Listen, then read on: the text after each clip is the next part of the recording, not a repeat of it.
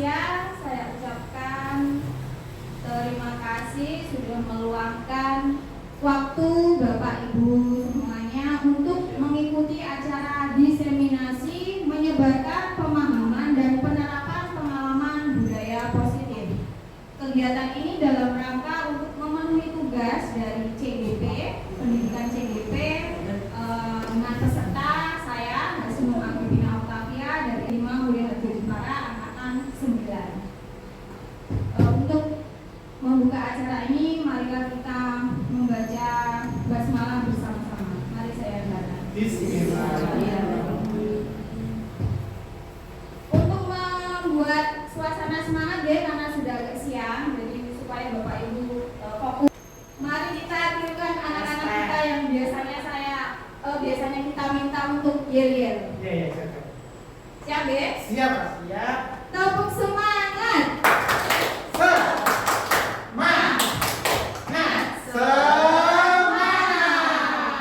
Semoga dengan yel-yel seperti itu menjadi biar tidak mengantuk. Jadi di sini saya akan memberi sedikit materi tentang pemahaman dan penerapan pengalaman budaya positif. Ketika mendengar budaya positif, saya boleh izin bertanya ya. Ketika mendengar kata budaya positif, apa yang terbersit dalam benak Bapak Ibu semuanya? Mungkin dari Pak Nur dulu ya. Apa Pak? Ketika Anda mendengar budaya positif? Hal yang baik seperti berangkat sekolah tidak terlambat, berbicara yang sopan, seperti itu. Mungkin apa ya? Mungkin ada mau yang berpendapat lagi? Iya. Mungkin Ibu. Kasih. Ibu Ija, monggo.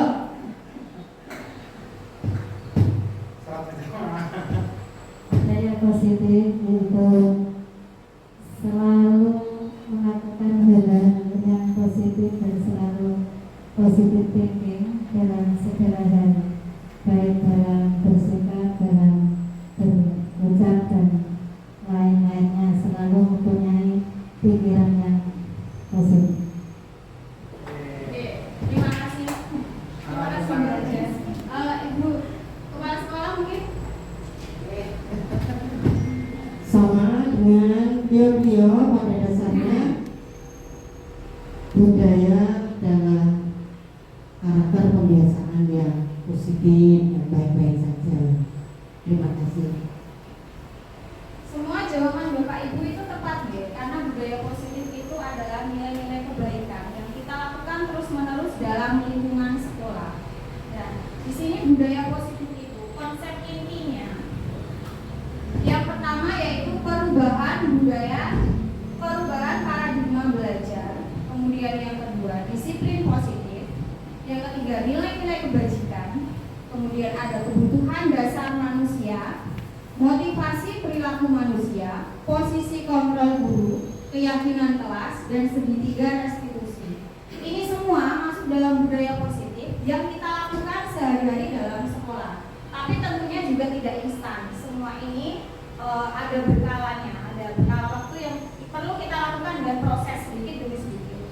Hal ini perlu dukungan dari kita, bagaimana kita menjadi perilaku yang tauladan untuk dicontoh anak, bagaimana kita menuntun anak dan menjadi contoh yang baik untuk anak, sehingga itu memunculkan motivasi dalam diri siswa. Jadi sudah tidak ada lagi dorongan atau bentakan atau perintah untuk mematuhi aturan. Jadi anak-anak itu sudah termotivasi sendiri, ada motivasi dalam dirinya ketika melihat kita sebagai guru itu berperilaku yang baik. Nah, konsep-konsep ini akan saya jabarkan satu persatu. Yang pertama, pembelajaran dengan paradigma baru. Di sini tentunya Bapak Ibu pernah mendengar atau sering mendengar ada pembelajaran yang berpusat pada guru dan kemudian ada yang berpusat pada murid. Kira-kira Bapak Ibu guru dalam hal ini sudah menerapkan hal yang mana?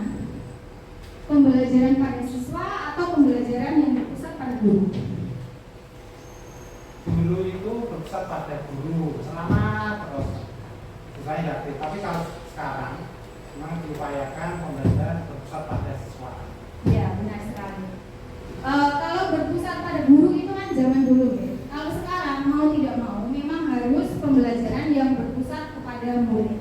Di mana kita itu hanya sebagai fasilitator. Di mana siswa itu atau murid itu memiliki kebebasan untuk memilih kegiatan dan memilih sumber daya selain kita, sumber belajar selain kita. Jadi sumber belajar itu tidak hanya dari guru, tapi bisa dari semuanya, internet ataupun dari buku-buku perpustakaan ataupun hanya lingkungan sekitar. Kemudian kegiatannya pun kita sesuaikan dengan kebutuhan siswa, karena tidak mungkin siswa yang berkebutuhan rendah kita berikan tugas dengan kesulitan yang tinggi.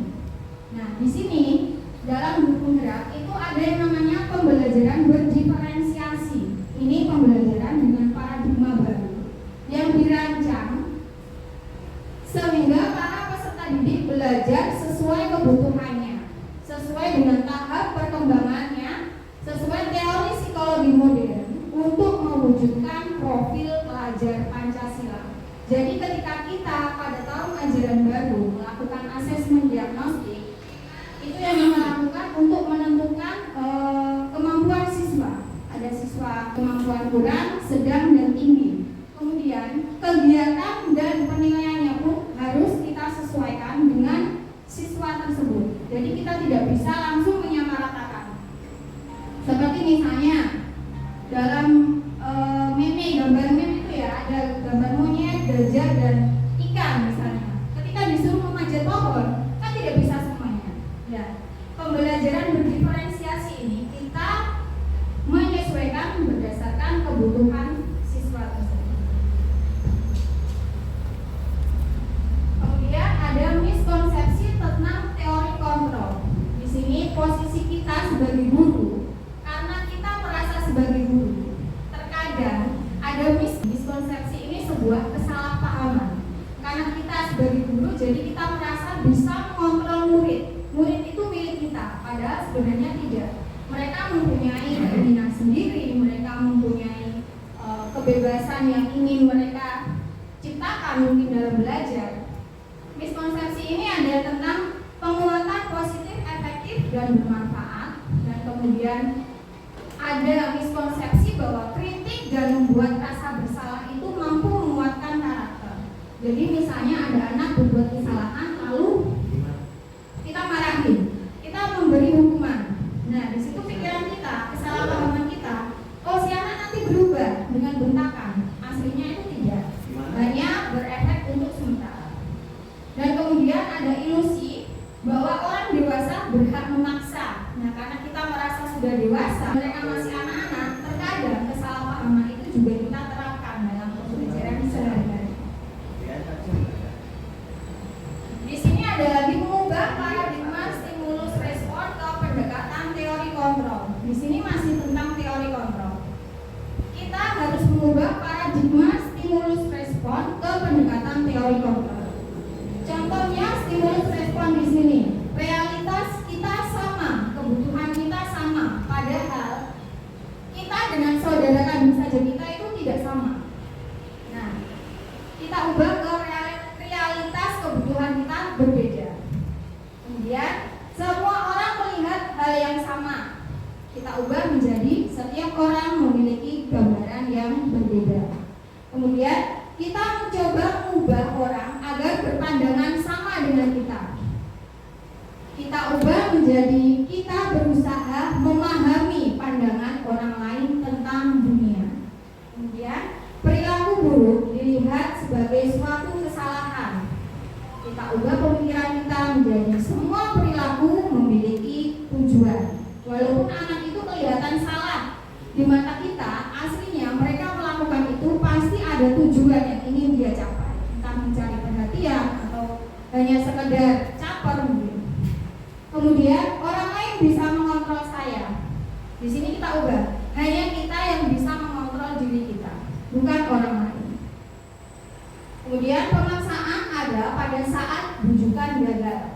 Nah, kita ubah menjadi kolaborasi dan konsensus menciptakan pilihan baru. Ketika ketika kita bekerja sama dengan orang, pasti akan ada pilihan yang banyak sekali yang bisa kita pilih. Yang terakhir, model berpikir menang dan kalah. Nah, kita ubah model berpikir menang dan menang, tidak ada yang kalah. Kemudian kita sampai di disiplin positif. Disiplin positif ini berasal dari kata disiplina, yang artinya itu belajar, mengacu pada disiplin diri yang memiliki tanggung jawab terhadap apa yang dilakukannya berdasarkan nilai yang diyakini. Dan disiplin positif merupakan salah satu cara penerapan disiplin yang bertujuan untuk menumbuhkan kesadaran serta memberdayakan peserta didik tanpa penghargaan, ancaman, atau hukuman. Jadi bahkan penghargaan pun itu tidak boleh diberikan untuk siswa.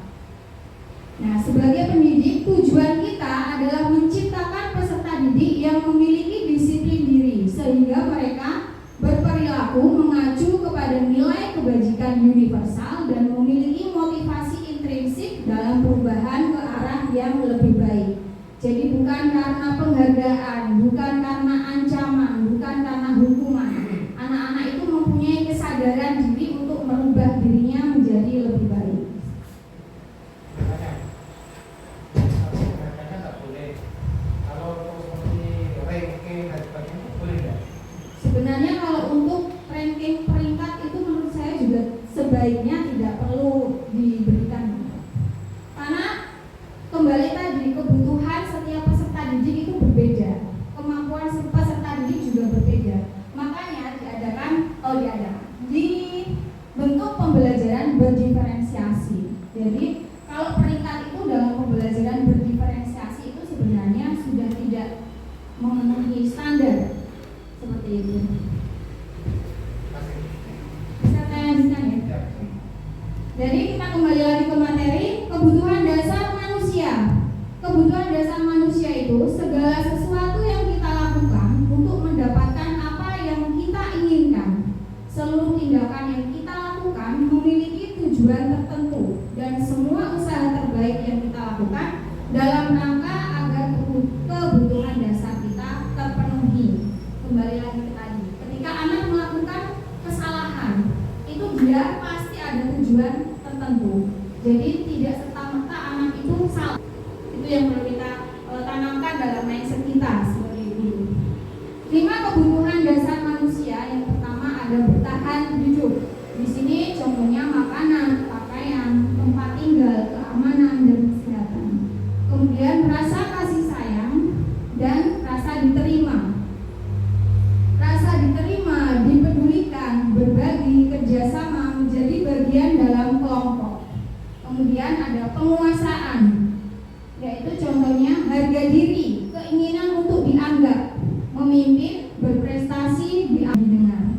Kemudian ada kebebasan. Di sini contohnya mandiri, memiliki pilihan, mencoba hal baru dan mampu mengendalikan arah dirinya. Yang terakhir ada kesenangan. Di sini ada bermain, humor, antusiasme dan tertawa. Maaf, boleh bertanya? Iya, monggo Ibu. Itu mensewu 5 kebutuhan dasar manusia, tapi dikaitkan dengan disiplin positif. Maaf, seorang muslim itu Cara memberi pendidikan ke anak usia 0 sampai 7 tahun perlakukan seperti raja. Maka kalau Bunda Widyawati mengajar kelas 1 itu memperlakukan seperti raja. Sedangkan umur 7 sampai 12 itu tadi diperlakukan disiplin yang positif, bahkan boleh sewaktu-waktu ada tekanan. Nah, kaitannya ini dengan budaya positif, mohon aplikasinya untuk siswa-siswi kita. Ada semua. Ini nanti aja gitu, ini berlanjutan. Ini nanti saya jabarkan satu persatu dan kemudian bagaimana kita untuk memecahkan masalah, solusi ketika anak itu membuat kesalahan. Jadi nanti arahnya ke sana. Iya. terima kasih. Oke. Di sini saya jabarkan satu-satu. Motivasi perilaku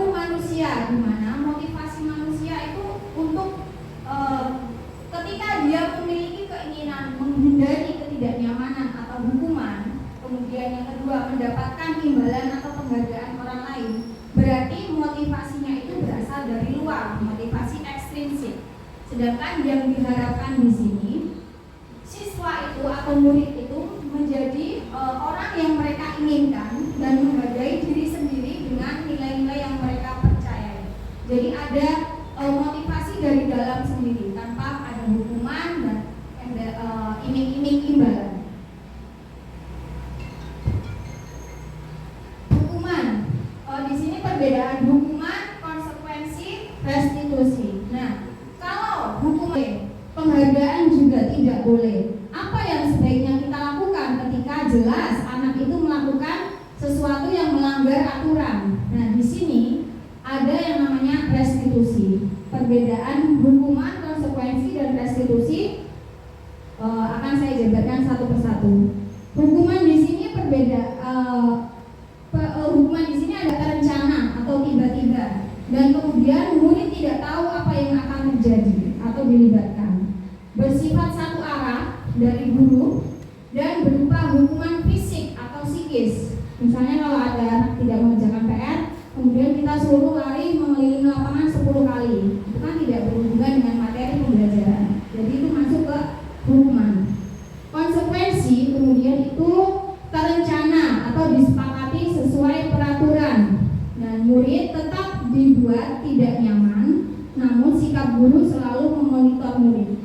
Konsekuensi ini biasanya berhubungan dengan kesepakatan kelas, keyakinan kelas. Jadi ketika kita membuat kesepakatan, si anak sudah tahu ketika dia melanggar aturan, maka dia sudah tahu akan ada konsekuensi yang akan dia tanggung. Nah, di sini restitusi yang baru sekali kita dengar ya, yaitu proses menciptakan kondisi bagi murid untuk memperbaiki kesalahan. Restitusi itu proses kolaboratif yang mengajarkan murid untuk mencari solusi sendiri. Jadi ketika anak melakukan kesalahan, contohnya itu kita panggil dia, kemudian kita tanya, yang kamu lakukan itu benar atau tidak? Biarkan murid itu yang berpikir sendiri, itu salah atau tidak, seperti itu. Kemudian kalau dia tahu itu salah, kita lanjutkan, apa yang akan kamu lakukan untuk memecahkan solusi itu? Seperti itu gambaran restitusi secara garis besarnya. Nah, terkait hukuman, konsekuensi, dan restitusi berhubungan dengan kontrol guru. Posisi kontrol guru itu ada 5. Sebagai penghukum, pembuat merasa bersalah, teman, pemantau, dan manajer. Di sini penghukum itu yang langsung memberikan hukuman. Pembuat merasa bersalah misalnya. Nah, contohnya di sini ada kasus siswa tidak memakai atribut lengkap saat upacara bendera. Posisi kontrol sebagai penghukum, di sini kita hormat pada bendera selama 1 jam. Kemudian pembuat merasa bersalah, si kita guru bilang, berapa kali ibu atau bapak harus memberitahu kamu selalu saja mengecewakan ibu atau bapak. Di situ kita membuat si anak tidak nyaman, kita membuat si anak merasa bersalah dengan tindakannya. Yang perlu kita garis bawahi, kamu selalu saja mengecewakan bapak atau ibu. Mungkin kita juga pernah seperti itu, saya juga pernah seperti itu. Ya, makanya kita belajar bersama-sama untuk mengubah mindset kita. Nah, di sini posisi kita sebagai teman. Contohnya, ayo dong ikuti aturan sekolah. Tolong bantu ibu atau bapak ya, sekali ini saja. Ya sudah, tidak apa-apa. Lain kali jangan berbuat seperti ini lagi ya. Kita bersikap ramah kepada anak, tapi ini juga ada resikonya. Nanti si anak bisa menggampangkan dan juga bisa menurunkan respeknya kepada kita. Maka harus hati-hati ketika posisi kontrol kita sebagai teman, menempatkan posisi kita sebagai teman. Kemudian di pemantau, contohnya kamu sudah melanggar peraturan sekolah, kamu tahu konsekuensinya. Setelah upacara, kamu beli atributnya ke koperasi dan jangan diulangi lagi. Ini sepertinya juga saya pernah menyuruh anak beli atribut di koperasi. Yang terakhir, ini yang sebaiknya kita lakukan sebagai guru di posisi manajer, karena posisi manajer itu ibaratnya puncak yang paling baik di antara posisi-posisi tadi. Yang bisa kita lakukan kepada anak sebagai posisi manajer, apakah kamu tahu kesalahanmu? Di situ anak bisa berpikir, tahu nggak dia kesalahannya? Kemudian kira-kira bagaimana kamu memperbaiki kesalahanmu? Si anak harus mencari solusinya ketika dia memang merasa bersalah. Nah di sini kita belajar bersama ya Bapak Ibu. Posisi kontrol apakah aku? Ketika di sini ada dialog, saya kecewa sekali dengan kamu. Kira-kira ini posisi kontrol apa nih? Posisi kita. Oh iya, tadi apa ya? Saya benar. Kira-kira apa ya? Kalau saya kecewa sekali dengan kamu. Merasa bersalah. Ya, Benar. pembuat merasa bersalah. Jadi, Anaknya ya membuat murid itu merasa tidak nyaman. Gitu.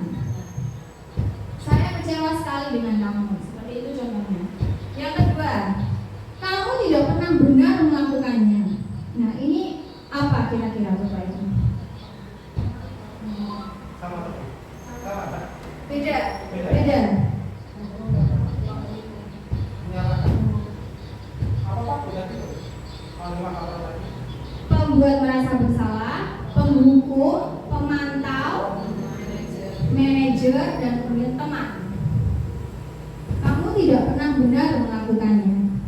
Oh iya. Oh. Pemantau di sini. Pemantau. Kita sebagai pemantau. Nah, ini yang paling gampang. Apa rencanamu untuk menyelesaikan masalah ini? Iya, manajer. Kemudian, ayolah, lakukan demi Bapak Ibu ya. Teman. Yang terakhir, kamu tidak pernah mendapatkan nilai jika tidak mengerjakan tugas. Ya, ketika anak tidak mengerjakan tugas, langsung dijudge. Kamu tidak mendapat nilai. Kita semua. Oke. Semua itu berhubungan dengan keyakinan kelas. Keyakinan kelas di sini. Mengapa keyakinan kelas, bukan peraturan kelas? Kalau peraturan itu biasanya hanya satu pihak dari pihak sekolah atau pihak guru dan harus ditaati oleh siswa. Kalau di sini kita bilang di kelas berarti siswa harus ditaati siswa. Ketika keyakinan kita membuat kesepakatan kepada dengan siswa. Jadi sebelum membentuk keyakinan itu kita membuat diskusi bersama dengan anak-anak. Apa yang akan kamu lakukan? Apa yang ingin kamu lakukan selama 1 tahun pembelajaran bersama dengan ibu guru? Anak disuruh menulis dan kemudian dari pendapat anak itu kita pilih mana yang sesuai dan kemudian kita buat keyakinan kelas. Jadi si anak juga dilibatkan dalam membuat keyakinan kelas. Pembentukan keyakinan kelas. Di sini ada contohnya dari sticky note itu sudah saya lakukan di kelas 4. Saya buat singkat. Jadi awal tahun pembelajaran saya berdiskusi dengan anak-anak. Saya suruh menulis dan ditempelkan di papan tulis. Di sini keyakinan kelas itu contohnya ciri-cirinya bersifat abstrak dan kemudian berupa pernyataan universal dan dibuat dalam pernyataan positif. Jadi tidak ada kata dilarang, tidak ada kata jangan. Jadi seperti kalimat positif. Dan sedikit saja agar mudah diingat. Kemudian sesuai dengan kondisi kelas dan sekolah sehingga mudah diterapkan. Nah, yang terakhir, semua warga sekolah ataupun warga kelas dilibatkan saat membuat keyakinan kelas. Kenapa itu tidak menambahkan orang tua Bu? Karena untuk mewujudkan keyakinan kelas tentunya ada itu dari orang tua. Itu kan semua warga sekolah. Oke, tapi kalau ditambahkan misalnya mungkin dari karena mungkin ini awalnya saya berpikirnya kan hanya di kelas Bu. Jadi mungkin nanti kalau untuk keyakinan sekolah nanti bisa saya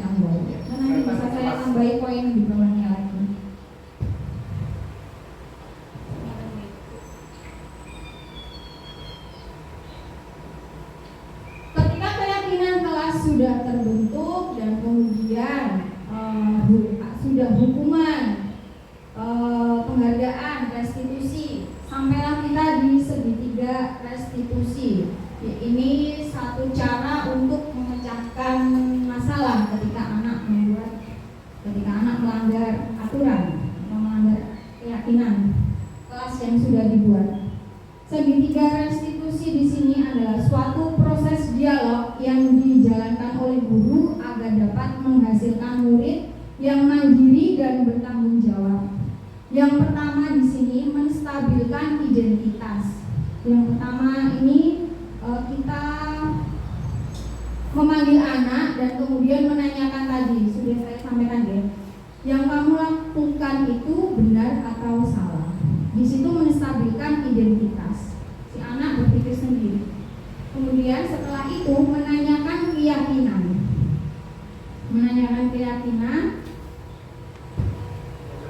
Oh maaf. Yang pertama menstabilkan identitas, kemudian validasi tindakan yang salah. Maaf ya. Ketika kita sudah menanyakan yang dilakukan anak itu benar atau salah dan anak sudah menjawab itu salah, itu keliru, kemudian kita memvalidasi tindakannya yang salah. Yang mana tindakan yang salah, yang mana yang perlu diubah, yang mana yang perlu dicarikan solusinya. Kemudian kita masuk menanyakan keyakinan, yaitu menanyakan solusi kepada si anak. Apa yang akan disampaikan si anak? Ketika si anak sudah menyampaikan solusi yang dia inginkan, kita tinggal mengarahkan solusi itu dan kemudian kita tuntun supaya permasalahannya selesai.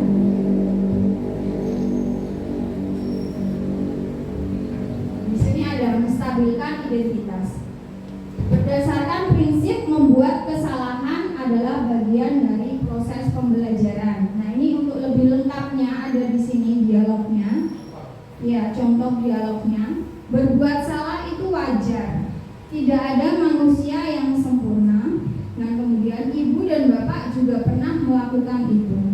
Dan ibu dan bapak tidak mau mencari siapa yang salah, tapi ibu dan bapak ingin mencari solusi dari permasalahan ini. Dan kamu berhak merasa begitu. Yang kedua, validasi tindakan yang salah. Ini berdasarkan prinsip setiap perilaku berupaya memenuhi suatu kebutuhan tertentu. Contohnya, kamu pasti punya alasan melakukan hal itu.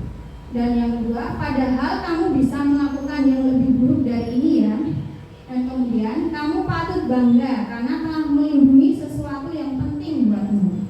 Dan yang keempat, kamu melakukannya karena mempertahankan sesuatu yang penting bagimu. Setelah itu tahap terakhir menanyakan keyakinan. Di sini berdasarkan prinsip teori kontrol bahwa pada dasarnya kita termotivasi secara intrinsik.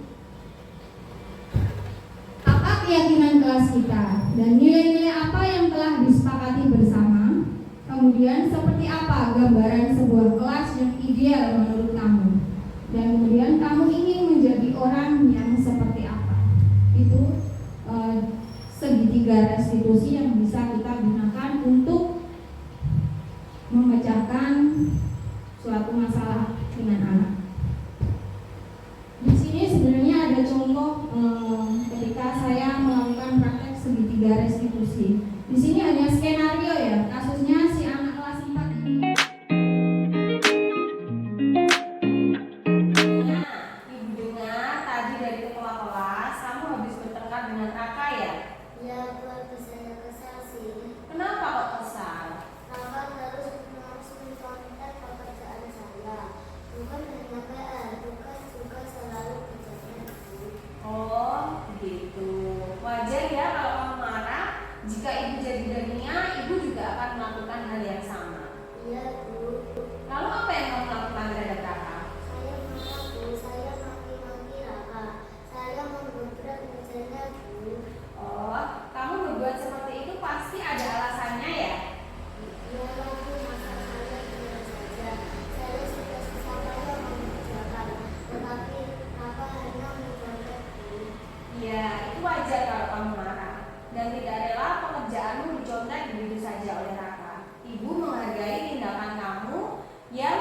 tidak berbuat lebih buruk, misalnya memukul.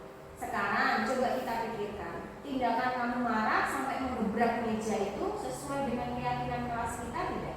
Tidak, Bu. Menurut kamu keyakinan kelas apa yang sudah dilanggar? Saling menghargai teman. Oke, betul sekali. Menurut kamu saling menghargai teman itu penting tidak? Penting, Bu. Baik. Kalau menurut kamu itu penting, keyakinan apa yang harus kamu lakukan saat kamu ingin marah? Harus lebih bersabar. Kamu bersedia memperbaiki masalah ini?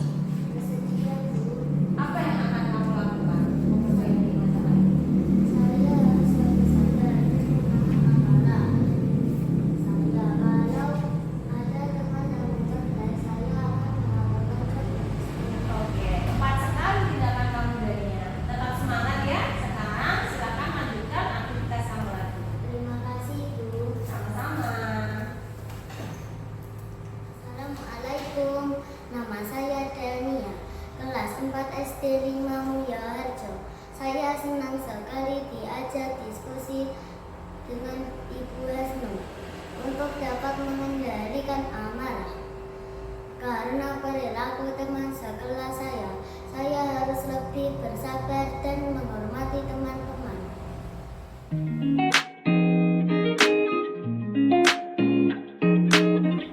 Halo Rehan. Rehan, Ibu perhatikan akhir-akhir ini kamu sering terlambat ke sekolah. Iya, Bu. Menurut kamu sudah berapa kali kamu terlambat ke sekolah? 5 kali, Bu. Sering terlambat itu kesalahan bukan? Iya, Bu. Baik Rehan. Berbuat kesalahan itu manusiawi. Setiap orang pasti pernah berbuat salah. Yang terpenting kita bisa belajar dan berusaha untuk memperbaikinya. Setuju? Setuju, Bu. Nah Rehan, kita cari solusi bersama ya. Iya, Bu. Kamu sering terlambat pasti punya alasannya kan? Kenapa sih Rehan sering terlambat? Karena saya kurang tidur dan bermain HP terus, Bu. Oh, sering bermain HP. Nah, kamu tahu nggak keyakinan kelas yang sudah kita sepakati? Tahu, Bu. Kalau terlambat ke sekolah sesuai dengan keyakinan kelas kita tidak? Tidak, Bu. Nah, keyakinan apa yang sudah kamu langgar? Disiplin, Bu. Menurut Rehan juga disiplin itu penting atau tidak? Penting, Bu, karena membuat saya datang ke sekolah tepat waktu dan bisa menghargai waktu. Betul, menghargai waktu itu penting, sangat bermanfaat untuk kita. Kita bisa menghargai orang sekitar, pekerjaan tidak menumpuk, dan juga melatih rasa kepedulian. Iya, Bu, saya menyesal sudah datang terlambat. Saya mohon maaf sudah sering terlambat. Iya Rehan, sikap yang sangat baik, kamu sudah minta maaf. Menurut kamu, apa yang akan kamu lakukan supaya tidak terlambat lagi ke sekolah? Saya akan tidur lebih cepat dan saya mengurangi main HP. Oke, berarti kamu sudah menemukan solusinya ya? Selanjutnya, Blossom akan bekerja sama dengan orang tua kamu agar kamu tidak lagi datang terlambat. Sekarang silakan lanjutkan aktivitas kamu lagi. Terima kasih. Iya, sama-sama. Assalamualaikum. Nama saya Rehan, kelas 4 SD Negeri 5 Mulyorejo. Terima kasih, Bu Hasnu. Saya senang sekali diajak diskusi, menemukan solusi atas kesalahan saya. Saya berjanji tidak bergadang lagi supaya tidak terlambat. Demikian ya Bapak Ibu, dalam penerapan program disiplin positif, hendaknya guru memiliki standar kepribadian, profesional dan sosial yang baik, di mana guru mampu merefleksi dirinya dalam posisi kontrol saat ini. Kemudian bagaimana perjalanan dirinya sebagai among atau manajer yang menuntun murid-muridnya menjadi insan yang mandiri, merdeka, dan bertanggung jawab. Ini menurut kutipan dari Standar Nasional Pendidikan. Itu mungkin yang bisa saya sampaikan. Mungkin ada tambahan ataupun pertanyaan, monggo silakan, saya persilakan. Terima kasih, tepuk tangan dulu. Hebat, luar biasa. Masukkan saja Ini Bunda, Bapak Ibu yang saya hormati, ini ada suatu cerita mengenai keyakinan. Ada sewu ayam 3 mempunyai keinginan ingin terjun berenang di kolam renang. Bagaimana? Ayamnya jumlahnya tinggal berapa?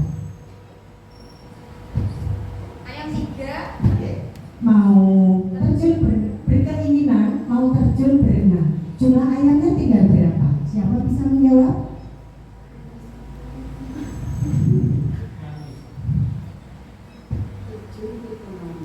Oke, 3, 2, 1. Ayamnya tetap 3.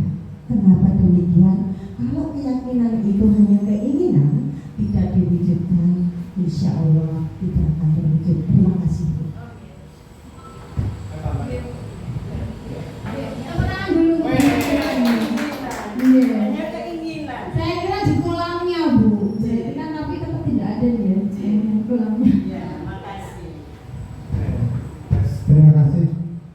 Saya sekali dengan Boston yang menyampaikan hal positif. Ini sangat penting sekali untuk kita semuanya. Yang menurut saya dulu saya berprinsip seperti ini, ternyata banyak yang salah, kurang tepat, seperti hukum dan sebagainya, ternyata salah sebagainya. Itu perlu kita pelajari lebih detail menurut saya itu. Yang perlu saya sampaikan terkait keyakinan itu. Kenapa keyakinan kelas, keyakinan bukan peraturan? Soalnya seperti ini. Contohnya dulu yang saya dapat, seperti kita disuruh peralatan lalu lintas pakai sepeda harus pakai helm. Nah, yang diketahui kalau udah pakai helm ditilang. Nah, kalau kita pakai aturan itu pasti nanti harus ditilang. Tapi kalau keyakinan kelas, keyakinan itu nanti kalau kita pakai helm, kalau nanti kecelakaan kita akan aman. Nah itu yang perlu dicoba itu. Kenapa harus keyakinan bukan peraturan? Oke, yang paling penting intinya kita memberikan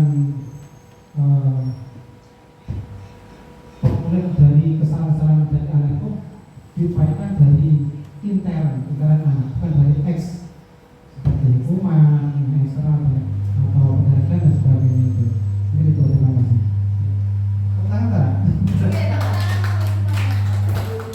Terima kasih ya Pak Nom. Itu sebenarnya ya baru sadar. Itu belum saya sampaikan. Terima kasih untuk tambahannya. Jadi memang keyakinan itu sebenarnya untuk mewujudkan menimbulkan motivasi intrinsik dari siswa itu sendiri. Jadi bukan karena hal-hal dari luar seperti hukuman ataupun penghargaan. Jadi semoga kita bisa menerapkan hal-hal tersebut dalam pembelajaran kita sehari-hari dan juga bagaimana kita memposisikan diri kita sebagai posisi kontrol untuk anak-anak kita. Mari kita bersama-sama untuk berubah menjadi seorang manajer untuk anak-anak kita. Demikian penyebaran pemahaman dan berbagi pengalaman budaya positif dari saya. Terima kasih saya ucapkan. Mohon maaf jika ada kata-kata yang salah. Assalamualaikum warahmatullahi wabarakatuh.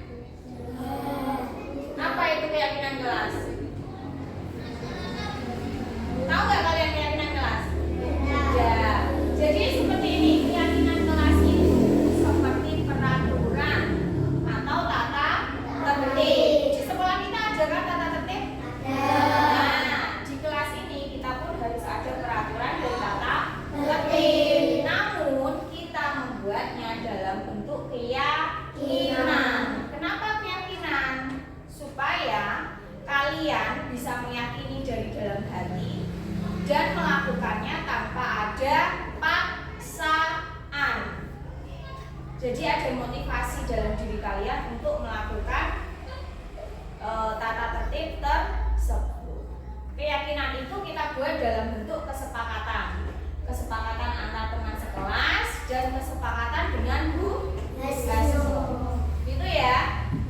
Nah, nanti ketika kalian membuat keyakinan kelas itu, silakan ditulis pendapat kalian, tapi jangan pakai kalimat yang bermakna negatif. Misalnya kata-kata yang memakai apa? Jangan. Dilarang. Nah, silakan pikirkan apa yang ingin kalian lakukan, tapi tidak dengan kata jangan dan dilarang.